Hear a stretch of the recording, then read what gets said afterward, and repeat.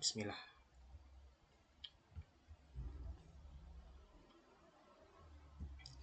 Bismillahirrahmanirrahim. Assalamualaikum warahmatullahi wabarakatuh. Perkenalkan, nama saya Aji Tamtama Berilan Syaputra. Saya dari jurusan Teknik Elektro, Program Studi Sistem Informasi Kota Cerdas, semester 4, kelas 4B.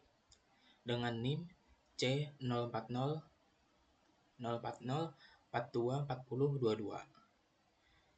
Di sini saya akan mempresentasikan hasil analisis saya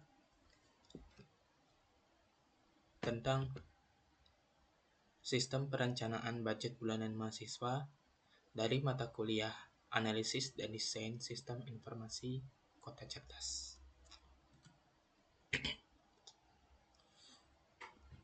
Dalam sistem ini ada yang pertama analisis aktor.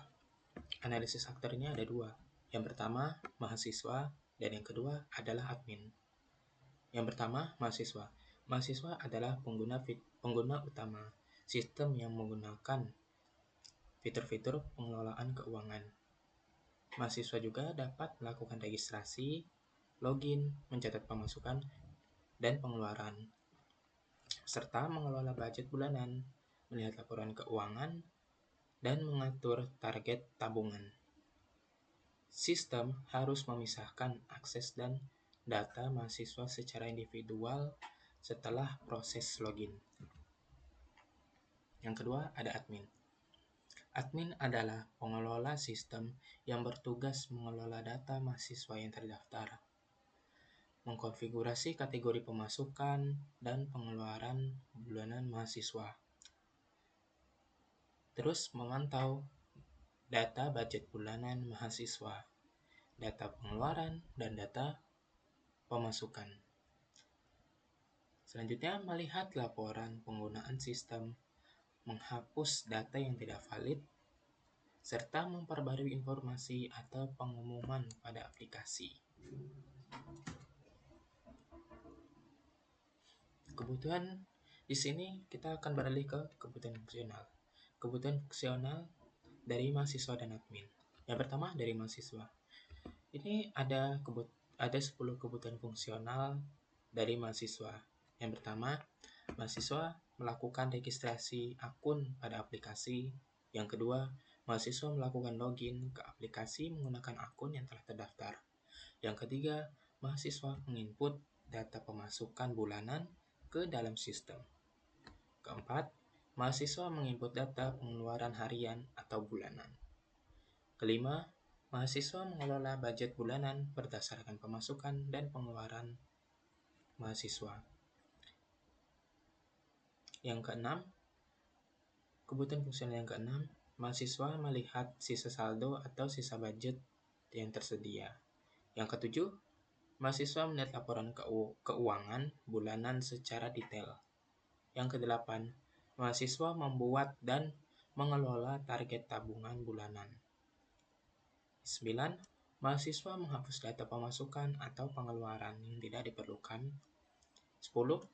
Mahasiswa melakukan logout dari aplikasi setelah selesai menggunakan sistem. Kebutuhan fungsional di bagian admin itu ada 8. Yang pertama, admin melakukan login ke sistem administrasi. Kedua, admin mengelola data dan mahasiswa yang terdaftar pada sistem. Yang ketiga, admin mengelola kategori pemasukan dan pengeluaran pada aplikasi. Yang keempat, admin memantau data budget bulanan mahasiswa. Yang kelima, admin melihat laporan penggunaan sistem. Yang keenam, admin menghapus data yang tidak valid atau tidak digunakan. Yang ketujuh, admin memperbarui informasi atau pengumuman pada aplikasi. Yang kedelapan, admin melakukan logout setelah selesai menggunakan sistem. Selanjutnya di bagian kebutuhan non-fungsional. Kebutuhan non-fungsional ini ada 8, yang diantaranya. Bagian pertama, kebutuhan non-fungsional yang pertama, sistem harus memiliki fitur login yang aman untuk menjaga keamanan data pengguna dengan kata sandi yang sudah disimpan dalam bentuk terenskripsi. Kebutuhan fungsional kedua, sistem harus memiliki tampilan yang sederhana, bersih, dan mudah dipahami oleh mahasiswa tanpa memerlukan pelatihan khusus. Yang ketiga, sistem harus mampu menampilkan data pemasukan dan pengeluaran serta memproses perhitungan budget dengan cepat dan akurat. Keempat, sistem harus menyimpan data keuangan mahasiswa dengan baik dan melakukan pencadangan data secara otomatis untuk mencegah kehilangan data. Selanjutnya, sistem dapat diakses menggunakan perangkat laptop maupun smartphone dengan tampilan responsif yang menyesuaikan ukuran layar. Selanjutnya, sistem harus berjalan dengan stabil tanpa sering mengalami error atau gangguan pada saat penggunaan dengan normal. Yang ketujuh, sistem mampu merespon setiap input pengguna dengan cepat, dengan waktu respon tidak lebih dari 3 detik pada koneksi internet normal. Terakhir, sistem dapat dijalankan pada berbagai browser modern maupun sistem operasi tanpa perbedaan fungsionalitas yang signifikan.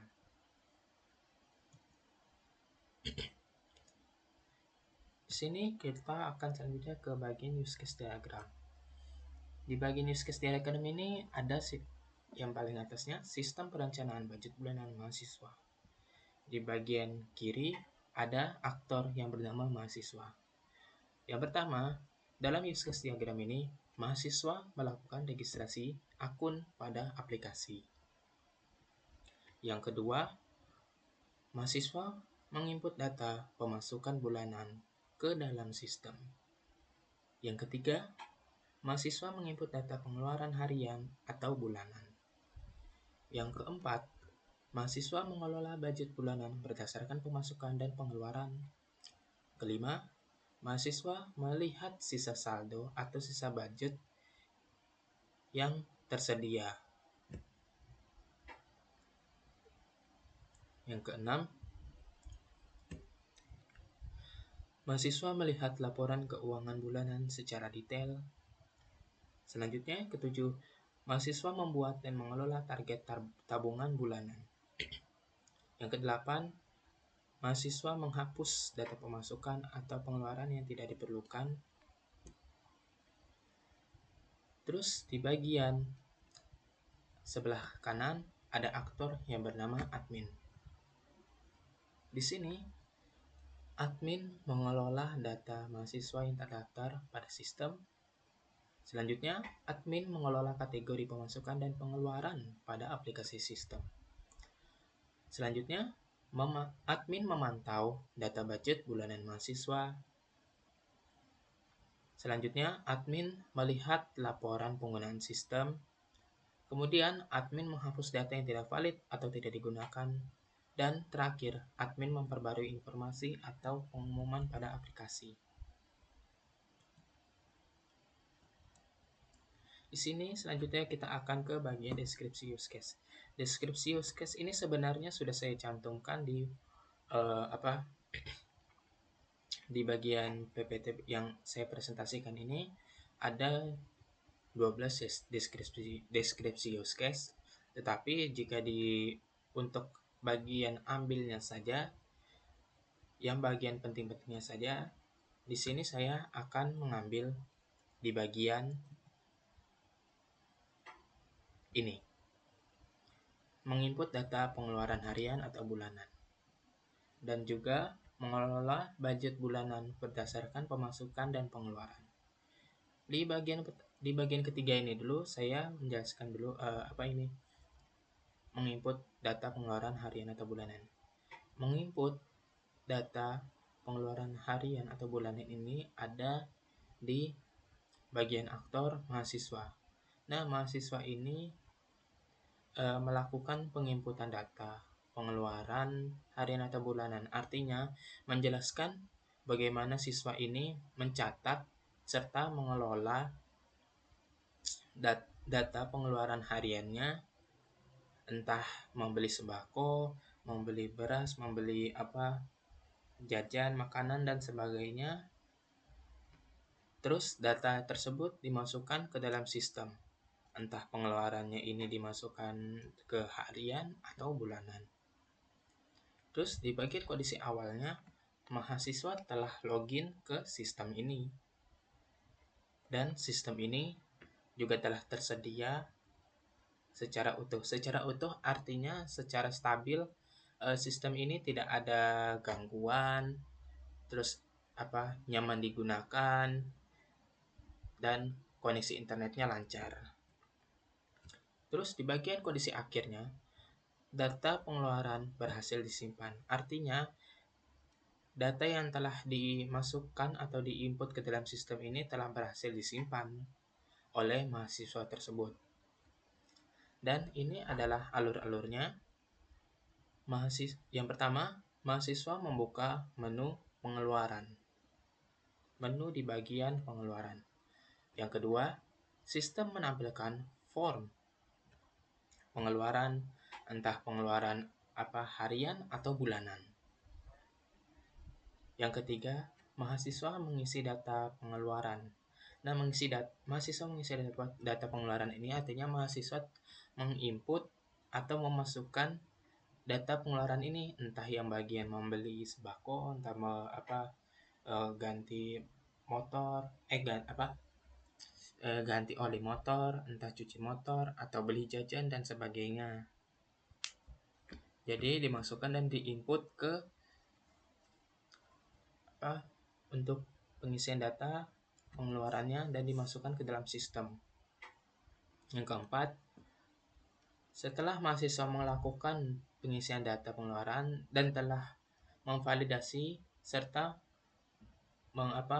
mengecek secara berkali-kali dan melihat apakah sudah sesuai atau tidak. Jika sudah sesuai, maka mahasiswa akan langsung klik tombol simpan dan data pengeluaran tersebut akan tersimpan oleh sistem.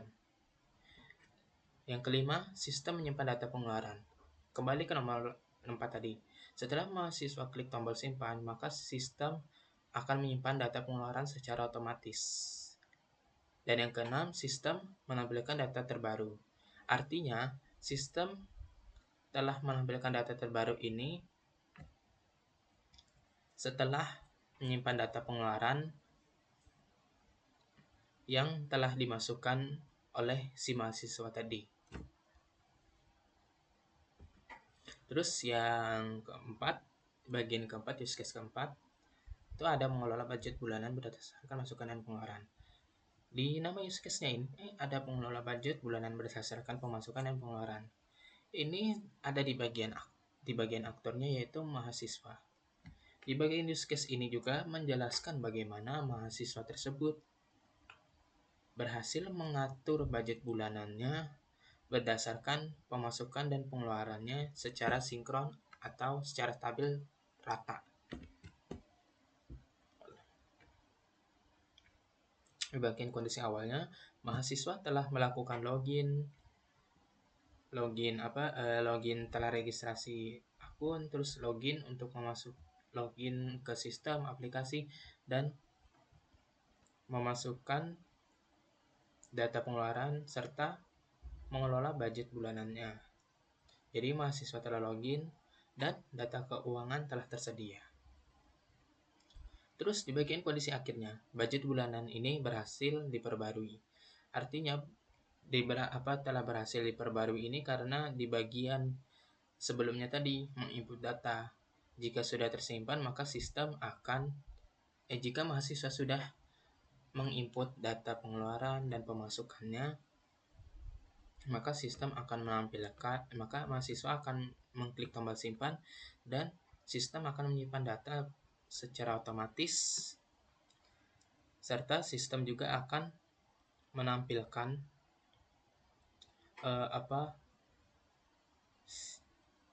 menampilkan data terbarunya lah, data terbaru dari budget terbarunya itu seperti apa dan bagaimana. Nah, di bagian alurnya ini ada mahasiswa membuka menu budget bulanan. Oke, mahasiswa membuka menu budget bulanan ini, mahasiswa berarti membuka dan memilih menu, yaitu budget bulanan. Yang kedua, sistem setelah mahasiswa masuk ke membuka menu budget bulanan, maka sistem akan menampilkan data pemasukan dan pengeluaran tadi. Nah, yang ketiga, mahasiswa mengatur budget bulanannya, mengaturnya itu apa yang sekiranya senyamannya mahasiswanya itu tadi. Dia mengaturnya entah bagaimana, entah mau di budget pengeluarannya besar, budget pemasukannya besar tapi pengeluarannya kecil itu bisa. Dan sebaliknya juga jika budget mahasiswanya juga bisa mengatur pemasukannya dikit, pengeluarannya besar, itu juga bisa. Terus setelah mahasiswa mengatur budget bulanannya dan input seluruh budget bulanannya, maka mahasiswa akan menekan klik tombol simpan dan sistem memproses perubahan budget secara otomatis. Dan juga sistem menampilkan kondisi budget terbaru yang telah diperbarui dari mahasiswa, dan sistem akan melakukan penyesuaian serta memperbarui dan menampilkan budgetnya secara otomatis alias terbarukan. Di ini saya balik lagi ke bagian awal di deskripsi use case. Deskripsi use case ini ada use case melakukan registrasi akun pada aplikasi, use case menginput data pemasukan bulanan ke dalam sistem. Yang ketiga, use case menginput data pengeluaran harian atau bulanan. Yang keempat, use case mengelola budget bulanan berdasarkan pemasukan dan pengeluaran. Yang kelima, use case melihat saldo atau sisa budget yang tersedia. Yang keenam, use case melihat laporan keuangan bulanan secara detail. Yang ketujuh, membuat dan mengelola target tabungan bulanan. Yang kedelapan, menghapus data pemasukan atau pengeluaran yang tidak diperlukan.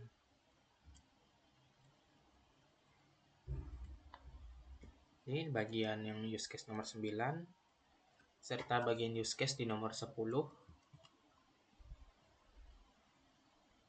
Ini use case di bagian nomor 11, bagian nomor 12.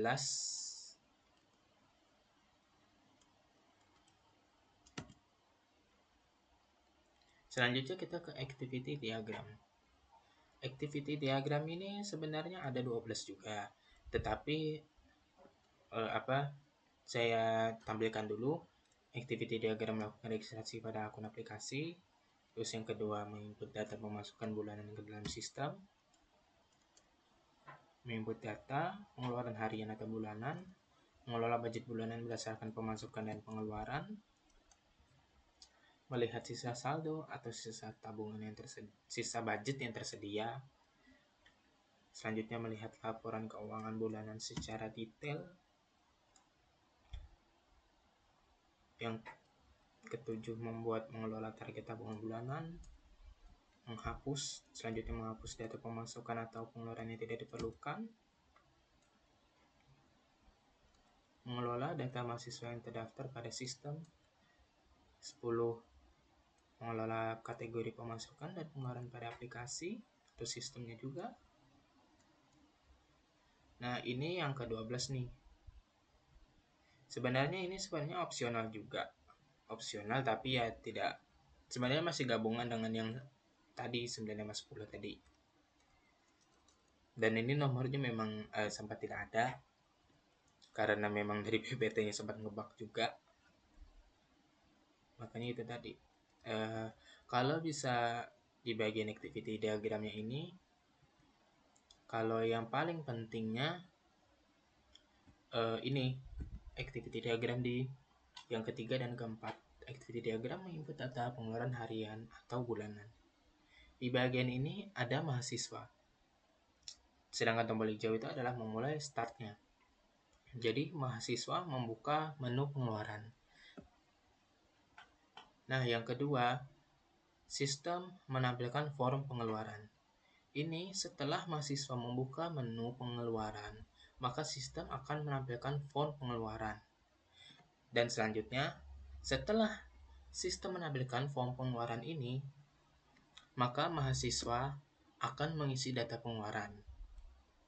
Setelah mahasiswa mengisi data pengeluaran, maka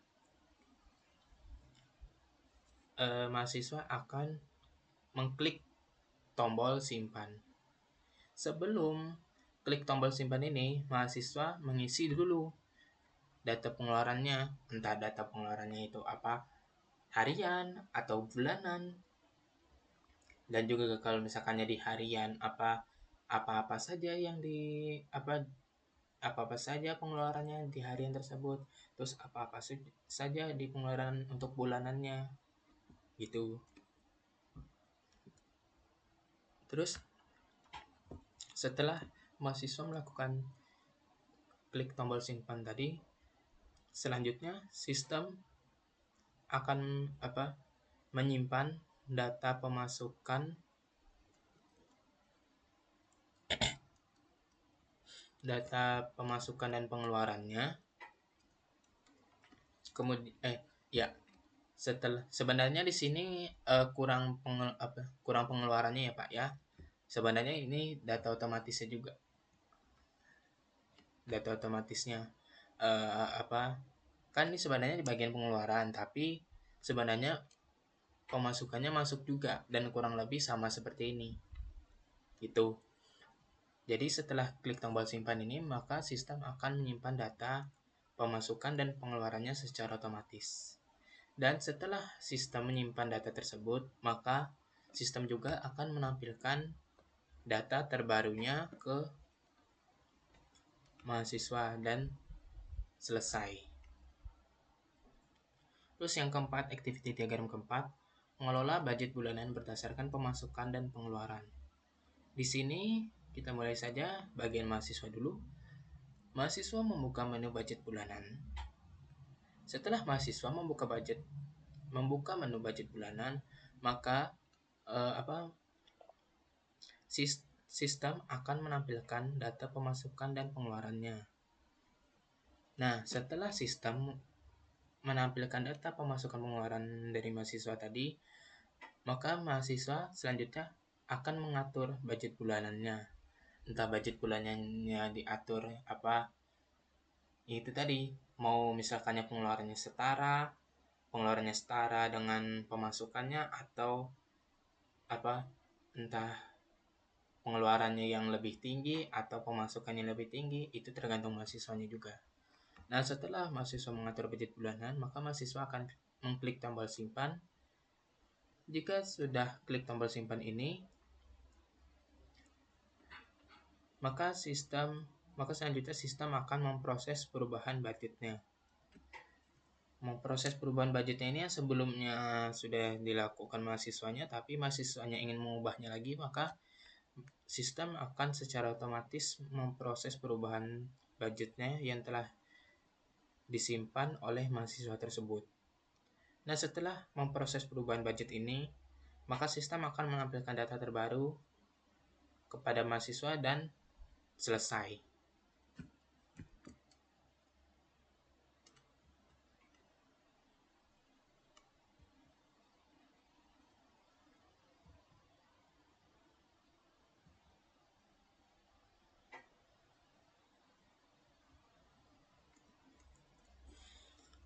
Oke, mohon maaf jika ada kekurangan atau salah kata pengucapan atau presentasi ini ada yang kurang. Mohon dimaafkan, mohon dimaklumi.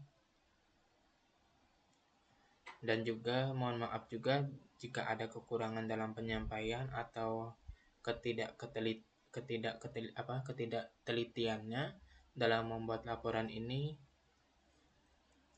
Saya mohon maaf juga. Dan saya tutup presentasi ini dengan terima kasih atas perhatiannya. Wabillahi taufiq wal hidayah. Wassalamualaikum warahmatullahi wabarakatuh.